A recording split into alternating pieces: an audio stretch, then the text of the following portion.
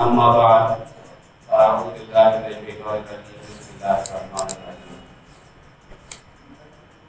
إن الله وملائكته يصلون على النبي يا أيها الذين آمنوا صلوا عليه وسلموا تسليما اللهم صل على سيدنا محمد وعلى آل سيدنا محمد كما صليت على إبراهيم وبارك وسلم. بسم الله الرحمن الرحيم. يا أيها الذين آمنوا كتب عليكم الصيام كما كتب على الذين من قبلكم لعلكم تتقون. رمضان شریف اپنی پوری رحمتوں اور برکتوں کے ساتھ چل رہا روز ہے. بحث کے لیے ایک تربیتی پیریڈ ہمارے آئندہ سال بھر کے معاملات کو ترتیب دینے کے لیے اللہ کریم نے یہ خوبصورت مہینہ ہمیں عطا کیا تاکہ انسان پورے مہینے میں ایک ایکسرسائز موڈ سے گزر کے اپنے آپ کو آئندہ اگلے 11 مہینے کے لیے فزیکلی مینٹلی پریپیئر بھی کر رہے اور صحت مند بھی ہو. آج بھی اسی حوالے سے ہم ڈسکس کریں گے. ابھی میں نے آپ کے سامنے ایک آیت بیان کی جس کا ترجمہ یہ ہے کہ اے ایمان والو تم پر روزے فرض کیے گئے جیسے اگلوں پر فرض ہوئے تھے کہ تمہیں پرہیزگاری ملے. مطلب اللہ تعالیٰ یہ فرماتے ہیں کہ تم پہ بھی روزے فرض کیے گئے تھے جس طرح کے پہلے امتوں پہ فرض کیے تھے تاکہ تم لوگ متقی بن جاؤ پرہیزگار بن جاؤ تم اللہ کے اصولوں کے مطابق زندگی بسر کرنے کا طریقہ سیکھ سکو اور اعلیٰ صلی اللہ علیہ وسلم کے فرمودات کے مطابق اپنی زندگی کو ڈھال سکو. پرہیزگاری اور تقویٰ اسی صورت میں انسان کو نصیب ہوتا ہے جب خالق کے بتائے ہوئے اصول اور نبی کریم صلی اللہ علیہ وسلم کے بتائے ہوئے طریقہ کے مطابق انسان زندگی بسر کرے گا. اگر جس سے ہٹ کے کرے گا تو اس کو وہ مطلوب تقویٰ وہ مطلوب پرہیزگاری جو بندہ مومن سے اللہ کو مطلوب ہے وہ اس کو نہیں ملے گی. پچھلی دفعہ ہم نے روزے کے حوالے سے ڈسکس کیا تھا کہ اس کے کچھ روحانی پہلو اور کچھ جسمانی پہلو. آج بھی ہم اسی ٹاپک کو لے کے آگے چلیں گے کہ روزے کے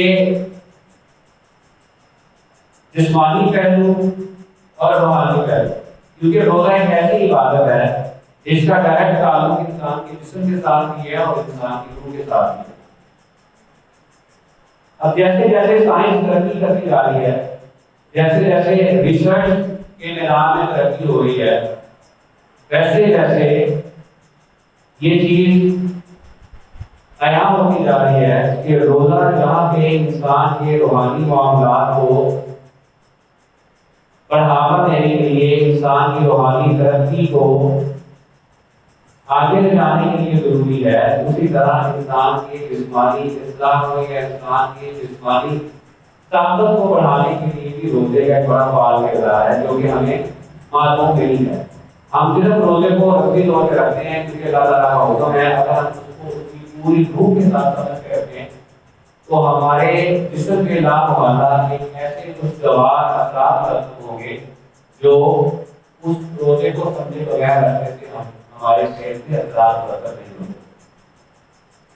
اس زمانہ انسان بہت سی بیماری میں مبتلا ہے. بلڈ پریشر ہے, شوگر ہے, یورک ایسڈ ہے, جوڑوں کا درد, کولیسٹرول, اس کے علاوہ اور بے شمار بیماریاں ایسی ہیں جو انسان کے ساتھ متعلق ہے. پہلے زمانے میں جب انسان اپنی جسمانی طاقت کو بروئے کار لاتے تھے ایگزرشن کرتا تھا مطلب ایسا کام کرتا تھا جس سے اس کی باڈی کو کام کرنا پڑتا تھا. کھیتوں میں کام کرنا, مشینوں کے ساتھ کام کرنا یا مزدوروں کے ساتھ کام کرنا. اس سے کیا ہوتا تھا کہ انسان کی باڈی کے اندر کوئی حفاظت والے جمع نہیں ہوتے جو بیماریوں کا سبب بن گئے. اب کیونکہ وہ کام آہستہ آہستہ کم ہوتا جا رہا ہے وہ کام مشینوں نے سنبھال لیا اس سے انسان سور ہو گیا کچھ انسان نے تعلقات اس طرح کی اپنا لی جس کی وجہ سے انسان کا جو جسمانی فعل ہے وہ محدود ہو گیا اور اس کا ذہنی فعل بڑھ گیا، جس کی وجہ سے کچھ ایسے زہریلے مادے انسان کے جسم میں اکٹھا ہو جاتے ہیں جو اس کی صحت پہ ناگوار اثرات کرتے ہیں۔ قرآن کریم اسلام کی دستوری کتاب ہے جو اس کے ماننے والے کو زندگی گزارنے کا ہر طریقہ سکھاتا ہے۔ وہیں پہ سورہ اعراف کی آیت نمبر 31 میں اللہ تعالیٰ بندہ مومن کو یہ بھی بتا رہا ہے، یہ بھی سکھا رہا ہے کہ تمہیں کھانا پینا کس طریقے سے ہے۔ اللہ تعالیٰ فرماتے ہیں کہ کھاؤ پیو، حد سے نہ نکلو، بے شک اللہ حد سے نکلنے والے کو پسند نہیں کرتا۔ مطلب کہنے کا مطلب ہے اللہ تعالیٰ یہ فرما رہا ہے کہ کھاؤ بھی اور پیو بھی لیکن اعتدال کے ساتھ۔ اگر تم زیادہ کھاؤ گے پیو گے تو میں پسند نہیں ہوگا۔ اللہ کی پسندیدگی یہاں پہ مشروط ہے انسان کے کھانے کے ساتھ۔ وہ کیوں ہے؟ اس لیے کہ جب انسان زیادہ کھاتا ہے تو اس کے اندر بیماریاں زیادہ آتی ہیں، جب انسان کم کھاتا ہے اعتدال کے ساتھ کھاتا ہے تو اس کے اندر بیماریاں کم آتی ہیں۔ اب اس حدیث کے مطابق کہ مجھے ایک ضعیف مومن سے مجھے ایک طاقتور مومن زیادہ پسند ہے، اللہ تعالیٰ فرماتے ہیں۔ اسی روح سے اللہ تعالیٰ نے ضعیف کو مومن کو طاقتور بنانے کے لیے یہ اسکیڈول دے دیا، یہ اصول رسم کر دیا کہ تم کم کھاؤ پیو لیکن اعتدال کے ساتھ کھاؤ، زیادہ نہ کھاؤ جو تمہاری صحت کے لیے ہارمفل ہو۔ آدی اعظم نبی محمد صلی اللہ علیہ وسلم نے فرمایا کہ میرا بیماری کا گھر ہے۔ آگے فرماتے ہیں کہ ہر پرہیز ہر دوائی کی بنیاد ہے، ہر جسم کو وہی کچھ دو جس کا وہ عادی ہے۔ مطلب انسان کا جسم پرہیز کا عادی ہے، انسان کا جسم کم کھانے کا عادی ہے۔ اگر ہم اس کو زیادہ کھانے کا عادی کریں گے تو رسول اکرم صلی اللہ علیہ وسلم کی حدیث کے مطابق ہمارا بیٹا بیماریوں کا گھر ہوگا۔ ایک حدیث میں نبی اکرم صلی اللہ علیہ وسلم فرماتے ہیں کہ اگر ابھی کچھ بھوک باقی ہو تو کھانے سے ہاتھ روک لو۔ مطلب اگر کھانا کھاتے وقت انسان کو یہ محسوس ہو کہ میں آدھی روٹی کھا سکتا تو وہ اس طرح ہاتھ روک لے، اس طرح نہ کھائے گا۔ اس کا مطلب ہے کہ وہ زیادہ کھانا انسان کے لیے بیماریوں کا باعث بنتا ہے۔ اب اگر تو ہم نبی صلی اللہ علیہ وسلم کی فرمودات کے مطابق زندگی بسر کریں گے تو ہم مستقیم بنیں گے، ہم پرہیزگار بنیں گے۔ اگر ہم اپنے نفس کو آگے رکھ کے اپنے رسول کو رکھ کر کے زندگی گزاریں گے تو ہم کسی نماز روزے سے مستقیم پرہیزگار نہیں بن سکتے۔ سیدنا جابر ایک صحابی رسول صلی اللہ علیہ وسلم ہے، آپ فرماتے ہیں کہ نبی صلی اللہ علیہ وسلم نے ایک موٹے آدمی کو دیکھا اور اس کے پیٹ کی طرف اشارہ کیا اور کہا کہ اگر یہ شکل یہاں نہ ہوتی، اس کی جگہ اس کے بجائے اس کے سوا کسی اور جگہ ہوتی تو یہ تمہارے لیے بہت اچھا ہوتا۔ مطلب پیٹ کی چربی کو نبی اکرم صلی اللہ علیہ وسلم نے ناپسند کیا ہے۔ اس کا مطلب ہے بڑے سے پیٹ والوں کو نبی اکرم صلی اللہ علیہ وسلم ناپسند کرتے ہیں کیونکہ فزیکلی فٹ نہیں ہوتا، اور اللہ تعالیٰ کو رسول اکرم صلی اللہ علیہ وسلم کو فزیکلی فٹ ایک بندہ مومن پسند ہے۔ وہ اس لیے پسند ہے کہ وہ لوگ شوق کے ساتھ اللہ کی رسمی عبادات بھی کرتے تھے، سے قاصر نہیں ہوتا، وہ کرے گا رسمی عبادات بھی، حج بھی جائے گا، روزہ بھی ادا کرے گا، نماز بھی پڑھے گا، ٹھیک ہے، وہ معاشرے کے لیے بھی کارآمد ثابت ہوگا، وہ گھر والوں کے لیے بھی سودمند ثابت ہوگا۔ اب جب اللہ تعالیٰ یہ کہتا ہے کہ میں نے روزہ تم پہ فرض کیا اور تم سے پہلی متون پہ فرض کیا اور اس لیے فرض کیا کہ تم متقی اور پرہیزگار بن جاؤ، اور متقی اور پرہیزگار بننے کا میں نے آپ کو طریقہ بتایا تھا کہ متقی اور پرہیزگار انسان اسی صورت میں بن سکتا ہے جب وہ اللہ اور اس کے رسول کے احکامات پہ عمل پیرا ہوگا۔ اللہ اور اس کے رسول کے احکامات پچھلی دفعہ ہم نے ڈسکس کیا تھا کہ کوئی مشکل احکامات نہیں ہیں، اللہ اور رسول کے وہ احکامات جو ڈائریکٹ انسان کے ساتھ ہیں، اگر انسان اس کے پوری دل جمی کے ساتھ اس کے عمل کرنا شروع کر دے تو اللہ تعالیٰ اس کو اپنے حقوق کے اندر بھی آسانی کرنا شروع کر دیتا ہے۔ اللہ تعالیٰ فرماتے ہیں کہ وما خلقت الجن والانس الا ليعبدون، سورہ الزاریات کا آیت نمبر 70 کہ میں نے جن اور انس کو اپنی عبادت کے لیے پیدا کیا۔ کچھ جمعہ پہلے میں نے اس آیت کی تشریح کی تھی کہ عبادت کا ایک مطلب یہ بھی ہے کہ میں نے جن اور انس کو اپنے احکامات کی پیروی کے لیے پیدا کیا۔ اب جو شخص کو اللہ اور اس کے رسول کے احکامات کی پیروی میں اپنی زندگی کو بسر کرے گا، اس کا مطلب یہ ہے کہ وہ سراسر اپنی زندگی کو عبادت میں گزار رہا ہے، اور جو ان پہلوؤں پہ سب پہ نظر کر جائے گا، دستورانہ کر جائے گا، وہ اس کو اگنور کر دے گا، وہ اس کو کسی صورت میں قبول نہیں کرے گا اللہ اس کے رسول کے احکامات کو، تو اس کا مطلب یہ ہے کہ اس کی زندگی عبادت سے خالی ہے۔ آگے کریم صلی اللہ علیہ وسلم صحابہ کے درمیان تشریف فرمائے، ایک بہت خوبصورت وجیح لمبے ہاتھ کا اچھی صحت مند جسم والا ایک شخص وہاں سے گزرا، ایک جوان چل رہا ہے۔ اب صحابہ نے اسے دیکھ کر کہا کہ کاش اس کی یہ جوانی اسلام کی راہ کے لیے ہوتی، کہ کاش اس کی یہ خوبصورتی، یہ اس کی جوانی، یہ اس کا جسم اسلام کی راہ کے لیے ہوتا ہے۔ نبی اکرم صلی اللہ علیہ وسلم نے یہ سن کے فرمایا کہ اگر یہ جوان جو سامنے چل رہا ہے، خوبصورت اور پیارا جوان، اگر یہ شخص اپنی بیوی بچوں کے لیے حلال رزق کمانے کے لیے نکلا ہے تو یہ اللہ کی راہ کے لیے نکلا ہے۔ اگر یہ جوان اپنے ماں باپ کی خدمت کے غرض سے کچھ کمانے کی نیت سے نکلا ہے تو یہ اللہ کی راہ سے نکلا ہے۔ اور اگر یہ شخص رزق حلال کمانے کے لیے اس غرض سے نکلا کہ مجھے کسی کے سامنے ہاتھ نہ پھیلانا پڑے تو یہ اللہ کی راہ سے نکلا۔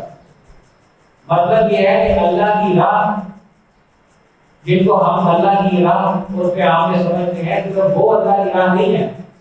اللہ کی راہ یہ بھی ہے، اللہ کی عبادت یہ بھی ہے کہ انسان حلال رزق کمائے اور اس غرض سے کمائے کہ اپنی بیوی بچوں کی اچھی پرورش کروں، اپنے ماں باپ کی خدمت کروں، اور اس نیت سے کمائے کہ کہیں مجھے کسی کے سامنے ہاتھ نہ پھیلانا پڑے۔ اگر تو وہ اس نیت سے بھی رزق کما رہا ہے تو وہ اللہ کی راہ میں نکلا ہوا ہے، وہ شخص اللہ کی عبادت کر رہا ہے۔ اور آقا صلی اللہ علیہ وسلم نے آگے فرمایا اگر یہ شخص صرف اپنے جسم کو دکھانے کے لیے، اس کی نمائش کے لیے بازار میں نکلا ہے تو یہ شیطان کی طرف سے ہے۔ مطلب یہ ہے کہ اسلام کو انسان کے خوبصورت جسم سے اس وقت تک وہ متعلق رہے گا اسلام سے، وہ خوبصورت جسم جب تک وہ اللہ اس کے رسول کے احکامات سے عمل کرا ہوگا۔ اگر اس کی خوبصورتی تو نمائش کے لیے ہے، اگر اس کی خوبصورتی جو لوگوں کو اٹریکٹ کرنے کے لیے ہے، لوگوں کو اپنی طرف متوجہ کرنے کے لیے ہے، تو وہ اللہ کی راہ نہیں ہے، وہ شیطان کی راہ ہے۔ کہ جو باڈی بلڈر آزاد باڈی بلڈنگ کرتے ہیں، اگر وہ اپنی جسم کی برابر کو، جسم کی شیپ کو اللہ کی راہ کے لیے استعمال کر رہے ہیں، مطلب اپنے آپ کو صحت مند بنا کے اس حدیث کو پورا کر رہے ہیں کہ اللہ تعالیٰ کو صحت مند ہونے پسند ہے، تو وہ کے مقابلے میں پھر تو وہ اللہ کی راہ میں ہے۔ اگر ان کا مسئلہ نظر، اگر ان کی یہ کوششیں کسی اور مقصد کے لیے ہیں تو پھر وہ شیطان کی راہ ہے۔ اللہ تعالیٰ کسی کو باڈی بلڈنگ سے منع نہیں کرتا۔ اللہ تعالیٰ چاہتا ہے کہ بندہ مومن جو ہے وہ مضبوط ہو، طاقت ہو، خوبصورت ہو، اپنے جسم اور اپنے حساب کے ساتھ پوری طرح سے طاقت پر اس کے جسم اور اس کے حساب ہو۔ اللہ تعالیٰ کو تو بندہ مومن کس طرح سے پسند ہے۔ اب اگر بظاہر یہ دیکھتے ہیں کہ ہم نماز، روزہ، حج، زکات سے کبھی نہیں کرتے، لیکن پھر بھی ہم سوال کرتے ہیں، اس کا مطلب یہ ہے صاف صاف کہ مسلمانوں کے زوال کی جو وجہ ہے وہ عبادت و ریاضت میں کمی نہیں ہے، بلکہ مسلمانوں کے زوال کی وجہ یہ ہے کہ وہ معاملات میں سیدھے نہیں ہیں، وہ دھوکہ دہی کرتے ہیں، رشوت ستانی سے کام لیتے ہیں، انصاف کا قدر کرتے ہیں، ملاوٹ کرتے ہیں، لوگوں کے لیے پریشانیوں کا باعث بنتے ہیں۔ یہ سارے کے سارے تعلقات انسان کے تعلقات ہے، چاہے وہ ملاوٹ ہے، چاہے وہ رشوت ہے، چاہے وہ وعدہ خلافی ہے، چاہے وہ لوگوں کو تنگ کرنا ہے، یہ سارے کا سارا تعلق اس چیز سے ہے، اس کا تعلق ہے انسان کا انسان سے تعلق۔ اگر انسان کا انسان سے تعلق ٹھیک ہو جائے، ملاوٹ، رشوت، دھوکہ دہی، فراڈ، فریب، یہ سب اگر انسان ختم کر دے تو یقیناً وہ قومیں بھی ترقی کرتی ہیں۔ اب یورپ کے اندر مسلمان تو نہیں ہیں، امریکہ مسلمان تو نہیں ہے، لیکن وہاں پہ معاملہ بڑے اچھے ہیں، اس طرح سے قوم زوال تو نہیں ہے، ترقی کی ہوئی ہے۔ ہمارے یہاں ہر چیز موجود ہے، لیکن ہم لوگ ترقی کی طرف گامزن نہیں ہیں۔ اس کی وجہ سے یہ ہے کہ ہمارے انسان کے معاملے ضرور ہیں۔ پاکستان ڈان نیوز میں ایک آرٹیکل چھپا تھا 28 جنوری 2021 کو، یہ ٹرانسپیرنسی انٹرنیشنل کا ایک آرٹیکل ہے. پاکستان کا ایمانداری میں دنیا کے 188 ممالک میں سے 136 پر. یہ ایک رپورٹ سے جاری تھی اس کے ساتھ 188 ممالک میں رینکنگ کی تو پاکستان کا نمبر کتنا ہے؟ 136 پر. ہماری دکانوں کے نام مکہ مدینہ سے ہوتے ہیں، رحیم نواز سے ہوتے ہیں، بابا فرید مل شاپ، بابا فرید اسٹیل ورکس، بابا فرید بریکس، ٹھیک ہے، مکہ مدینہ کے نام سے ہوتے ہیں. بڑی بڑی فیکٹری کی روایت ان کی لگائی ہوتی ہے. السلام السلام علیکم یا رسول اللہ بھی لکھا ہوتا ہے، یا حجیہ بھی لکھا ہوا ہے، سب کچھ لکھ رہے ہیں آپ. اگر آپ دھوکہ دے رہے ہیں تو یقین کریں جنت سے آپ کا داخلہ ممکن ہے ہی نہیں ہے، کیونکہ جب آپ کا انسان سے تعلق بھی ٹھیک نہیں ہے، اللہ کے حقوق کے تو صرف موقع ہوگا. انسانوں کے حقوق میں اللہ تعالیٰ نے موقع نہیں کرے، وہاں پہ خرابی بھی ہوگی. اسی طرح متقی اور پرہیزگار بننے کے لیے جو فارمولہ آپ نے سیٹ کیا قرآن کی روح سے کہ اگر ہم رسول اکرم صلی اللہ علیہ وسلم کی تعلیمات اور اللہ تعالیٰ کے بتائے ہوئے اصولوں کے مطابق زندگی بسر کریں گے تو ہم اس کے پرہیزگار بنیں گے. اسی طرح سورہ بقرہ کی آیت نمبر 83 میں اللہ تعالیٰ فرماتے ہیں، بڑی خوبصورت آیت ہے جس کی ترتیب کو ادا کیجیے گا اور اس کو سوچیے گا. اللہ تعالیٰ فرماتے ہیں کہ نبی والدین کے احسان قبل القربى والیتامى والمساکین وقولوا للناس حسنا واقیموا الصلاة وآتوا الزکاۃ. اللہ تعالیٰ فرماتے ہیں کہ ماں باپ کے ساتھ احسان کرو، پہلی ترتیب. دوسرا کہتے ہیں کہ قرابت داروں، رشتے دار، یتیم اور مسکینوں کے ساتھ احسان والا معاملہ کرو، پیار والا معاملہ کرو، دوسری ترتیب. تیسری ترتیب کو یہ کہتے ہیں وقولوا للناس حسنا. عام پبلک سے جب بات کرو تو پیار سے کرو، خوش اخلاقی سے کرو، محبت سے کرو، بھائی چارے کو فروغ دو. اور پھر آخری ترتیب میں کہتے ہیں باقی مسلمان باتوں کا نماز پڑھ لیا کرو اور زکات ادا کر لیا کرو. اب یہ دیکھیں اس آیت کی ترتیب کتنی خوبصورت ہے. پہلے تو اللہ تعالیٰ کہتا ہے کہ ماں باپ کے ساتھ بھائی کرو، پھر کہتا ہے اپنے رشتے داروں کے ساتھ، جو قریبی رشتے دار ہیں، بیوی بچے خالائیں پھوپھے ماموں، ان کے ساتھ احسان والا معاملہ کرو. احسان والے معاملے سے مراد یہ ہے کہ اگر وہ تمہارے ساتھ برا معاملہ کریں تو تم ان کے ساتھ اچھا معاملہ کرو. احسان والے معاملے کا مطلب یہ ہے، احسان کے معاملے کا مطلب یہ نہیں ہے کہ اگر وہ تمہارے ساتھ اچھا معاملہ کر رہے ہیں تو بھی جو آپ اچھا معاملہ کر رہے ہو، یہ تو کچھ کمال نہیں ہے. احسان کا معاملہ یہ ہے کہ اگر تمہارا رشتے دار تمہارے ساتھ برا سلوک رکھے تو تم اس کے ساتھ اچھا سلوک کرو. اس کو کہتے ہیں احسان والا معاملہ. پھر اللہ تعالیٰ کہتے ہیں کہ یتیموں اور مسکینوں کے ساتھ رحم کرو، ان کا خیال رکھو، ان کی ضروریات حاجتوں کو پورا کرو. اور پھر کہتے ہیں کہ جب تم عام پبلک سے، یہ نہیں کہا کہ جی صاحب سے بات کرو، مولوی صاحب سے بات کرو، ایم ایل اے سے بات کرو، ایم پی سے بات کرو تو یہ کیا کرو، بلکہ کہا کہ وقولوا للناس حسنا. جب تم عام لوگوں سے بات کرو تو پیار سے بات کرو، محبت کے ساتھ بات کرو.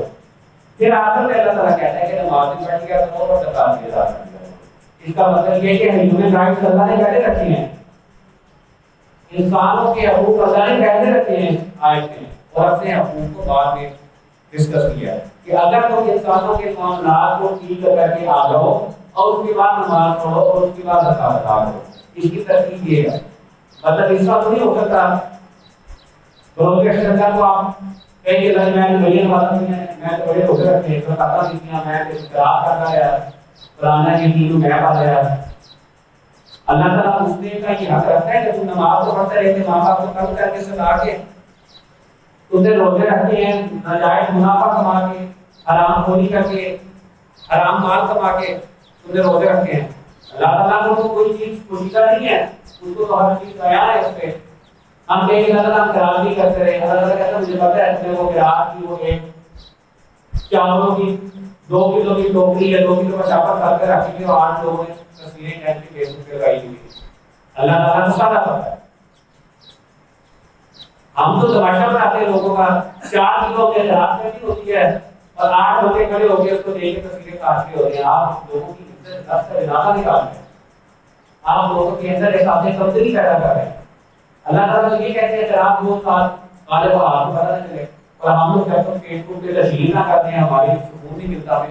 ہم کیسے کہلائیں گے کہ ہم لوگ قرات کر رہے ہیں؟ ہم لوگ اپنے آپ کو کس طریقے سے بنائیں گے سوسائٹی میں ہم کو بڑا کام کر رہے ہیں.